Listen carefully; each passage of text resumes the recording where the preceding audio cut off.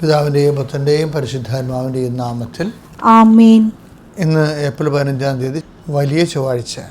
അമ്മേ പരിശുദ്ധമ്മേ, അമ്മേ പരിശുദ്ധമ്മേ, ദേവമാതാവേ, ദൈവമാതാവേ, കൃപാസനത്തിലൂടെ ഞങ്ങൾക്കും ഞങ്ങളുടെ ദേശത്തിനും അമ്മ മധ്യസ്ഥം തേടി തന്ന എല്ലാ അനുഗ്രഹങ്ങൾക്കും കൃപകൾക്കും ഞങ്ങളിപ്പോൾ ഹൃദയം നിറഞ്ഞ നന്ദി പറയുന്നു. അമ്മേ പരിശുദ്ധമ്മേ, ദേവമാതാവേ, 2004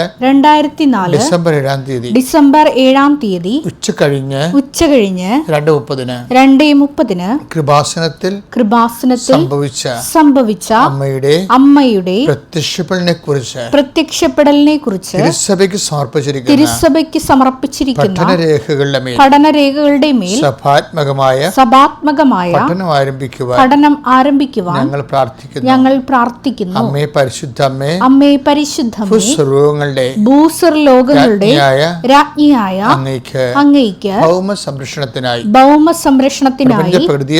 പ്രപഞ്ച പ്രകൃതിയെ തന്നെ തിരുസഭ പ്രതിഷ്ഠിക്കുവാൻ ഈ പ്രത്യക്ഷീകരണം വഴി ഇടയാക്കണമേ. പരിശുദ്ധമ്മേ, ജപമാല മാതാവേ, സകല കൃപാസനം പ്രാർത്ഥനകളോടും ചേർത്ത് ഞങ്ങളിപ്പോൾ പ്രാർത്ഥിക്കുന്ന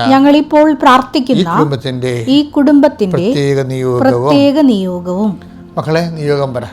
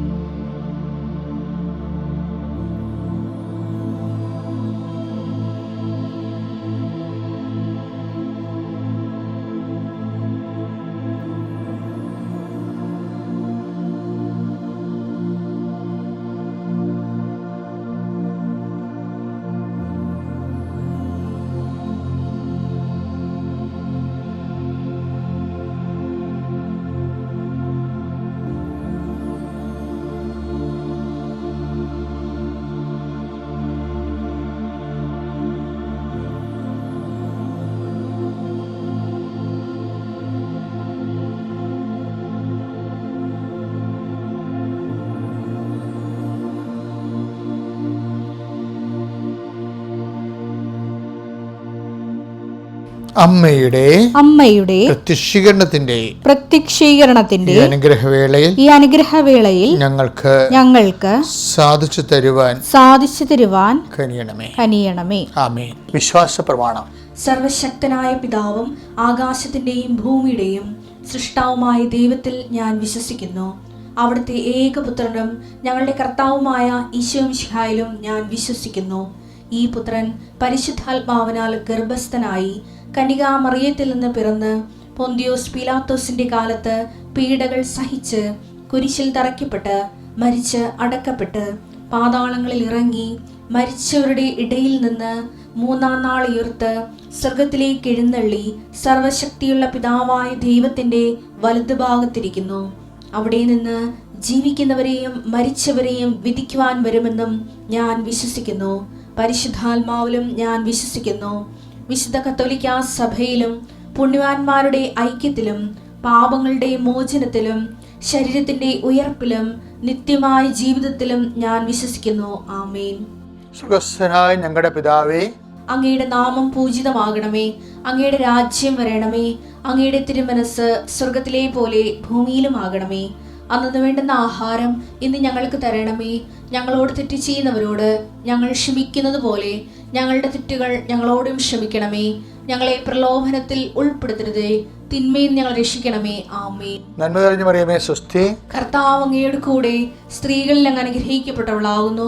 അങ്ങയുടെ ഉദരത്തിൻ ഫലമായി ഈശോ അനുഗ്രഹിക്കപ്പെട്ടവനാകുന്നു. പരിശുദ്ധ മറിയമേ, തമ്പുരാന്റെ അമ്മേ, പാപികളായ ഞങ്ങൾക്ക് വേണ്ടി ഇപ്പോഴും ഞങ്ങളുടെ മരണസമയത്തും തമ്പുരാനോട് അപേക്ഷിക്കണമേ. ആമേൻ.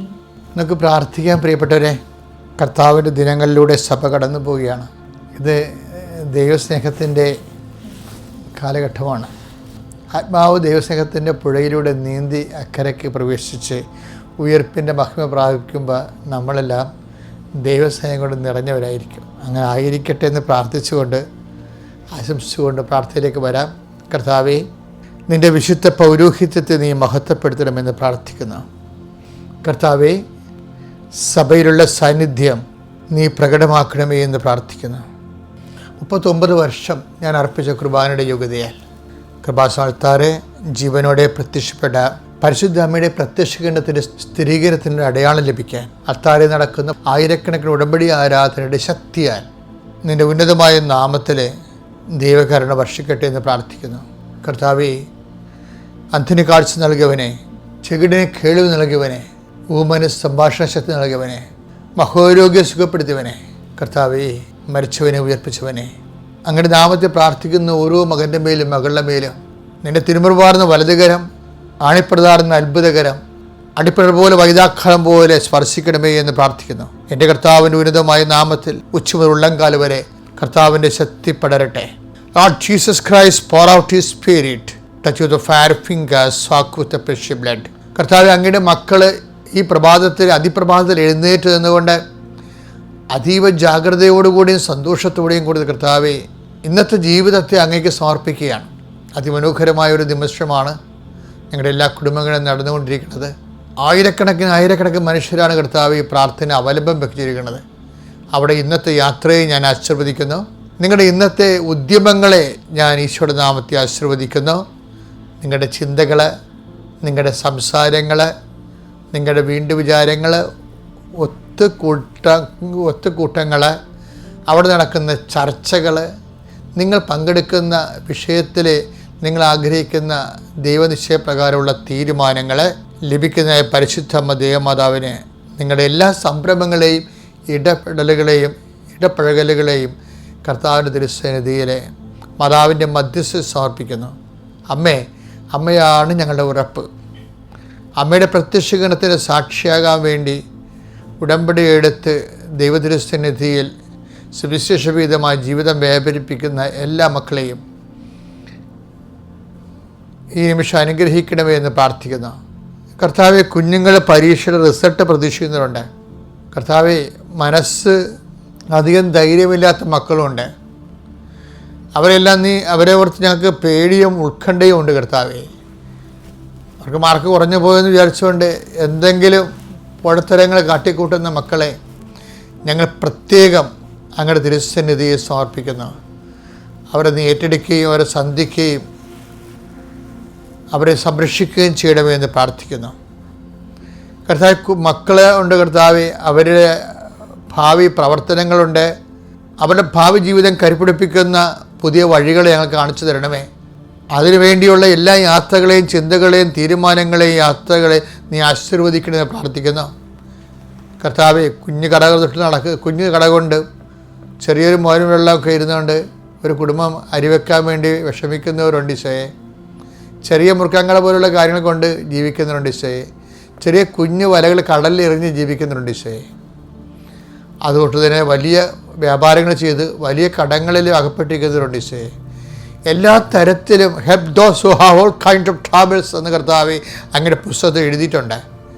എല്ലാത്തരം ക്ലേശങ്ങൾ ഇരിക്കുന്നവരെ സന്തോഷിപ്പിക്കാനും ആശ്വസിപ്പിക്കുവാനും കർത്താവ് ആ വചനം കുറേ 1-4 വചനം അനുസ്മരിച്ചുകൊണ്ട് പ്രാർത്ഥിക്കുന്നു. കർത്താവെ, എല്ലാത്തരം വേദന അനുഭവിക്കുന്നവർ ഈ ഒറ്റ പ്രാർത്ഥന കൊണ്ട് അവർ സന്ധിക്കപ്പെടണം, അവരെ സമാശ്വസിപ്പിക്കപ്പെടണം. കർത്താവ്, ദുഃഖവാടം തുടങ്ങിയപ്പോൾ ഞങ്ങൾക്കും ദുഃഖമാണല്ലോ എന്ന് ഓർത്തുകൊണ്ട് കർത്താവ് നിരാലംബപ്പെടുന്നവരുണ്ട് ഈശോയെ. ഈ ഒറ്റ പ്രാർത്ഥന കൊണ്ട് കർത്താവ് അവർക്കെല്ലാം ഇന്ന് സന്ധിപ്പ് സമാധാനം കിട്ടുമെന്ന് പരിശുദ്ധമ്മയുടെ പ്രത്യക്ഷീകരണത്തിൻ്റെ അടിസ്ഥാനത്തിൽ ഞാൻ പ്രത്യാശിക്കുന്നു. കർത്താവെ, നിന്നിൽ ആശ്രയം വെച്ചിട്ടുള്ളവരാരും കർത്താവ് ലജ്ജിക്കുവാൻ അനുവദിക്കത്തില്ലെന്ന് കർത്താവിൻ്റെ വചനത്തിലുണ്ട്. അത് വാഗ്ദാനമാണ്. ആ വാഗ്ദാന പ്രകാരം അങ്ങയുടെ മക്കളെ സന്ധിക്കണമേ, സമാശ്വസിപ്പിക്കണമേ പ്രാർത്ഥിക്കുന്നു. ഇന്ന് ആശുപത്രിയിൽ പോകുന്നവരുണ്ട്, പോയി വന്നവരുണ്ട്, പ്രസവത്തിനായി പോണവരുണ്ട്, ആശുപത്രിയിൽ അഡ്മിറ്റ് ചെയ്തവരുണ്ട്. എല്ലാവരെയും സംബന്ധിച്ച് പ്രാർത്ഥിക്കുന്നു. ജോലി തിരക്കി പോകുന്നവരെ സംബന്ധിച്ച് പ്രാർത്ഥിക്കുന്നു. ജോലി നഷ്ടപ്പെട്ടതിനെക്കുറിച്ച് വേദനയോടെ ഇന്നലെ കിടന്നുറങ്ങിയവരെ സംബന്ധിച്ച് പ്രാർത്ഥിക്കുന്നു. ഇന്നവർ ജോലി അന്വേഷിച്ച് പോകുമ്പോൾ അവർക്കെതിരെ നിൽക്കുന്ന പ്രതിരോധ ശക്തികൾ, ദൈവത്തിലെ നിനക്കെതിരെ നിൽക്കുന്ന പ്രതികാര ശക്തികൾ ഈ പ്രഭാതത്തിൽ കൃപാസ്ഥാനത്താരെ ജീവനോടെ പ്രത്യക്ഷപ്പെട്ട പരിശുദ്ധ അമ്മ സർപ്പത്തെ തലകർക്കാൻ വേണ്ടി ദൈവം നിശ്ചയിച്ചിരിക്കുന്ന ദൈവത്തിൻ്റെ സ്വർഗീയ പദ്ധതിയായ പരിശുദ്ധ അവിടെ മാധ്യസ്ഥത്തിലെ നിൻ്റെ ശത്രുക്കളെ യേശുവിൻ്റെ നാമത്തിൽ നിഗ്രഹിക്കപ്പെടട്ടെ. നീ പോവുക, നിൻ്റെ വഴി യാത്രയെ ഞാൻ നിനക്ക് മുമ്പേ എൻ്റെ ദൂതൻ അയക്കുന്ന അളിച്ച കർത്താവിൻ്റെ ദൂതൻ നിനക്ക് മുമ്പേ സഞ്ചരിക്കട്ടെ, നിനക്ക് വേണ്ടി വാദിക്കട്ടെ, നിനക്ക് വേണ്ടി സംസാരിക്കട്ടെ. നീ തിരികെ വരുമ്പോൾ രാത്രി സന്തോഷത്തെ തിരിച്ചു വന്നുകൊണ്ട് ദൈവത്തിൽ വിലയം പ്രാപിക്കാൻ ഇടയാകട്ടെ, ദൈവത്തിൽ വിശ്രമം പായിക്കാൻ ഇടയാകട്ടെ. നിത്യപിതാവും പുത്രനും പരിശുദ്ധാത്മാവുമായ സർവീശ്വര എന്നേക്കും ആമേൻ. എൻ്റെ മക്കളെ, പീഡാനുഭവത്തിൻ്റെ വാരങ്ങളിലേക്ക് നമ്മൾ ധ്യാനിച്ച് വിശുദ്ധിയും ശക്തിയും പ്രാപിക്കുന്ന കാലമാണിത്. നമുക്ക് എസെക്കിയേൽ 16-7 വാക്യം മുതൽ വായിക്കാം. എസെക്കിയേൽ 16:6-7 ജീവിക്കുക, വയലിലെ ചെടി പോലെ വളരുക. വയലിലെ ചെടി പോലെ വളരുക. ഇതിന്റെ ആദ്യ ഭാഗങ്ങൾ വായിച്ചു കേൾക്കാം. എസെക്കിയേൽ 16:4 മുതലുള്ള തിരുവചനങ്ങൾ. എസെക്കിയേൽ 16:4 മുതൽ തിരുവചനങ്ങൾ. നീ ജനിച്ച ദിവസം നിന്റെ പൊക്കിൽ കൊടി മുറിച്ചിരുന്നില്ല, നിന്നെ കുളിപ്പിച്ച് ശുദ്ധി വരുത്തിയിരുന്നില്ല, ദേഹത്ത് ഉപ്പ് പുരട്ടുകയോ പിള്ളക്കച്ചയിൽ പൊതിയുകയോ ചെയ്തിരുന്നില്ല. ഇവയിലൊന്നെങ്കിലും ചെയ്യാൻ ആർക്കും ദയ തോന്നിയില്ല. ജനിച്ച ദിവസം തന്നെ നീ വെറുക്കപ്പെടുകയും വെളിംപ്രദേശത്ത് ഉപേക്ഷിക്കപ്പെടുകയും ചെയ്തു. ഞാൻ നിന്റെ അടുക്കലൂടെ കടന്നുപോയി നീ ചോരയിൽ കിടന്നുരുളുന്നത് കണ്ട് നിന്നോട് പറഞ്ഞു ജീവിക്കുക, വയലിലെ ചെടി പോലെ വളരുക. നീ വളർന്ന് പൂർണ്ണ യൗവനം പ്രാപിച്ചു. എനിക്ക് ഈ വിശുദ്ധ ഭാരവുമായിട്ട് ഞാൻ സ്വകാര്യമായ ആധ്യാത്മിക ആവശ്യങ്ങൾക്ക് വേണ്ടി കർത്താവിൻ്റെ സ്നേഹത്തെക്കുറിച്ച് ചിന്തിച്ചപ്പോൾ എൻ്റെ മനസ്സിൽ വന്നൊരു വചനമാണിത്. അതായത്, നീ ജനിച്ചപ്പോൾ ആരും നിന്നോട് കരുണ കാണിച്ചില്ലെന്ന്. നമ്മുടെ എല്ലാ പ്രാർത്ഥനകളുടെയും പിന്നിൽ കരുണ തോന്നണമെന്നും പറഞ്ഞൊരു മനുഷ്യൻ തൊണ്ട പൊട്ടിക്കാറി എന്തെല്ലാം പാട്ടുകളാണ് മനുഷ്യൻ പാടുന്നത്. ചില സമയത്ത് നമ്മൾ ആരും നിന്നോട് കരുണ കാണിച്ചില്ലെന്നാണ് കിടക്കണേ. എസെക്കിയേലിൻ്റെ 16:5. ഇപ്പോൾ ദൈവപരിപാലനയുടെ മറ്റൊരു വശമാണ് കരുണ അർഹിക്കാതിരിക്കുക, അല്ല കരുണ ലഭിക്കാതിരിക്കുക എന്നുള്ളത്. നമ്മളെപ്പോഴും ഓർക്കുന്നത് യേശുക്രിസ്തുവിനോട് പിതാവ് കരുണ കാണിച്ചില്ലല്ലോ. അതല്ലേ വിശുദ്ധവാരം എന്താണെന്ന് ചോദിച്ചു കഴിഞ്ഞാൽ, പിതാവായ ദൈവം പോലും തൻ്റെ ഏകജാതനോട് കരുണ കാണിക്കാതിരുന്ന കാലത്ത് അവൻ അനുഭവിച്ച് കൂട്ടിയ വ്യാകുലങ്ങളാണ് അല്ലേ. പക്ഷെ എന്താണ് ഇതിന് അവസാനം പറയുന്നത്? എന്താണ്?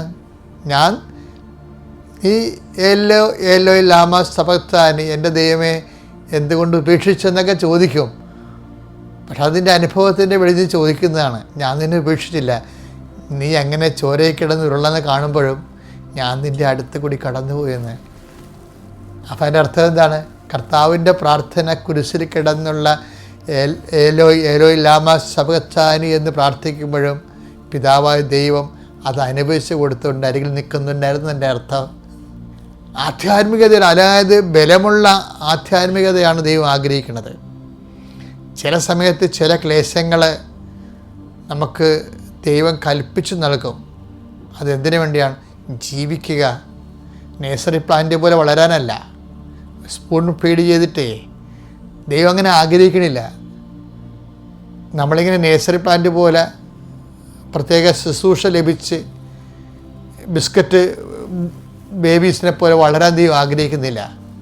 ക്രിസ്തു വളർന്നതുപോലെ ജീവിക്കുക, വയലിലെ ചെടി പോലെ വളരുക. ക്ലേശങ്ങളെ ദൈവത്തിൻ്റെ അന്നു വേണ്ടി ആഹാരം കൊണ്ട് എടുത്തുകൊണ്ട് ആത്മാവിനെ ബലപ്പെടുത്താൻ വേണ്ടി ക്രിസ്തുവിൻ്റെ ശക്തി ആവഹിക്കുന്ന ദിവസങ്ങളാണ് നമ്മുടെ ഈ ദിവസങ്ങളിലുള്ള ആചാരങ്ങളും അനുഷ്ഠാനങ്ങളും. അതുപോലെ തന്നെ ജീവിത ക്ലേശങ്ങളോടുള്ള നിശ്ചയദാർഢ്യത്തോടെ ക്രിസ്തു സഹജമായ നമ്മുടെ ആഭിമുഖ്യങ്ങളും. അതിലൂടെ നമ്മളും വളരും. എങ്ങനെ? നേഴ്സറി പ്ലാന്റ് പോലെയല്ല.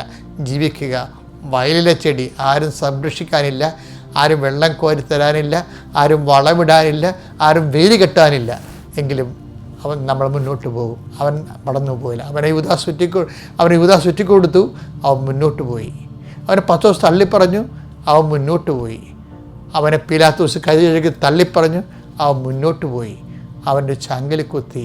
എന്നിട്ടും അതിൽ നിന്ന് രക്തവും വെള്ളവും ചൊരിഞ്ഞുകൊണ്ട് അവൻ മുന്നോട്ട് പോയി, പിതാവിൻ്റെ ഇഷ്ടം നിറവേറ്റിക്കൊണ്ട് മഹത്വ കിരീടം ചൂടാൻ. ഇത് യാത്രയാണ്. മഹത്വത്തിലേക്കുള്ള യാത്ര സഹനത്തിലൂടെ നമ്മൾ ജയിക്കും. പിതാവിൻ്റെയും പുത്രൻ്റെയും പരിശുദ്ധാത്മാവിൻ്റെയും നാമത്തിൽ ആമേൻ. അത്യപൂർവ ദൈവാനുഭവങ്ങൾ ഇനി നിങ്ങൾക്കും സ്വന്തം. ഈ യൂട്യൂബ് ചാനൽ ഇതുവരെ സബ്സ്ക്രൈബ് ചെയ്തിട്ടില്ലെങ്കിൽ ഇപ്പോൾ തന്നെ സബ്സ്ക്രൈബ് ചെയ്യുക. ഈ വീഡിയോ ഇപ്പോൾ തന്നെ നിങ്ങളുടെ സുഹൃത്തുക്കൾക്ക് ഷെയർ ചെയ്തുകൊണ്ട് കർത്താവിൻ്റെ പ്രേക്ഷിതരാകുക.